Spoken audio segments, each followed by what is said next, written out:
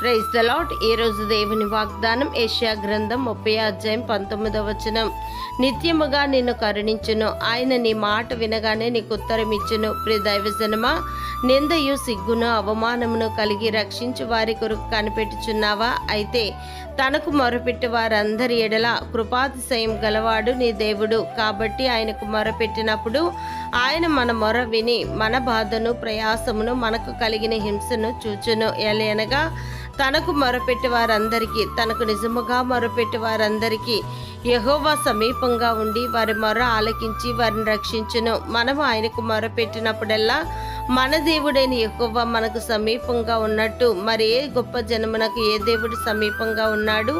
కావున నీ ఆపత్కాలమున దేవాది దేవునికి నీవు మొరపెట్టుము, అప్పుడు ఆయన నిన్ను కరుణించి నీ మాట వినగానే నీకు ఉత్తరం ఇచ్చును. దేవుడు మిమ్మల్ని దీవించునుగాక. ఆమేన్.